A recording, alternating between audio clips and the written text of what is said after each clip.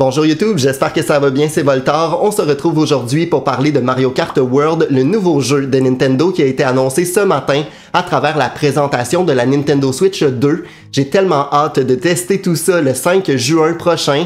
En attendant, j'avais envie de vous partager mes théories, mais également tous les détails cachés que j'ai trouvés à travers le trailer concernant les personnages. Si jamais mon contenu vous plaît, si jamais vous êtes hypé concernant l'annonce de cette nouvelle console, n'hésitez pas à me partager tout ça en commentaire, à mettre des pouces en l'air, mais également à vous abonner. On est bientôt 2000 abonnés sur la chaîne, c'est tout à fait fou, donc merci énormément.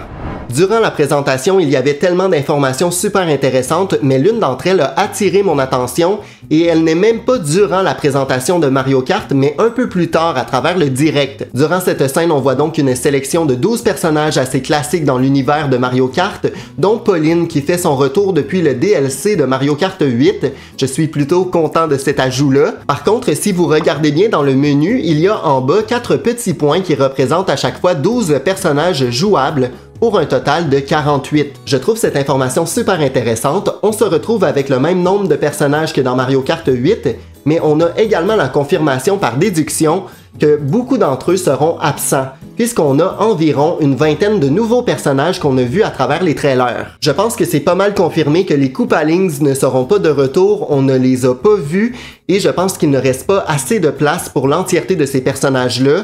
De même pour Kamek, qui à travers le trailer semblait plutôt être un item, donc un ajout, un nouveau pouvoir qu'on peut débloquer, plutôt que vraiment un personnage jouable.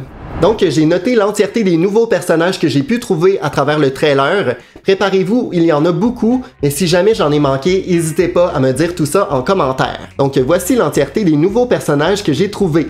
On a Murmur, Bonhomme de Neige, Swoopers, Zarbipas, Butitine, Spike, Topito, Pingouin, Goomba, Paracoccinelli, Carotin, Frère Marteau, Wiggler, Cataquac, Osek, Pianta, Paltrac, Pocky, Dolphin et Bulldozer.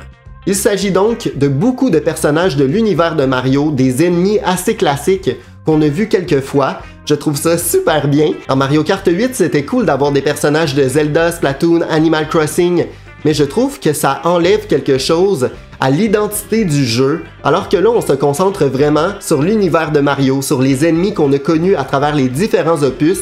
Donc je trouve ça encore plus brillant de la part de Nintendo d'avoir fait un move, d'avoir changé les personnages comme ça. Il y a également un nouvel item qui vient affecter nos pilotes, c'est-à-dire le hamburger qui nous permet de changer de skin en cours de route. Je trouve cet ajout à la fois cool mais aussi plutôt étrange. On dirait qu'une partie de moi aurait peut-être préféré choisir directement un skin plutôt que ça soit le jeu qui décide pour nous de façon un peu aléatoire.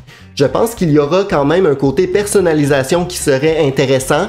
Donc par exemple, choisir le genre de skin qui nous intéresse et les mettre dans nos favoris pour que le jeu sélectionne donc à travers ceux-ci lorsque le pilote obtient l'item. Je pense que ça serait donc le meilleur des deux mondes parce qu'il y a un côté de moi qui jouerait énormément avec le bout qui ressemble au personnage de Monopoly. J'ai trouvé son skin tellement cool, mais dans tous les cas, le fait qu'on ait un peu plus de personnalisation au niveau des personnages, je trouve que c'est un bel ajout et une belle inspiration de Mario Kart Tour qui l'avait super bien fait. Bref, dans tous les cas, j'ai très hâte au 5 juin, donc je pense que je ne suis pas le seul. Laissez-moi savoir en commentaire quelles sont vos attentes, mettez des pouces en l'air si jamais la vidéo vous a plu. Abonnez-vous pour ne pas manquer mes prochaines. J'ai déjà tourné une vidéo concernant les circuits de Mario Kart World, donc j'ai fait une analyse complète de l'entièreté des circuits qui sont visibles à travers le trailer. Ça devrait sortir dans les prochains jours. Pour ceux qui sont plus visuels, j'ai décidé de vous faire un montage avec l'entièreté des personnages qu'on retrouve dans les différents trailers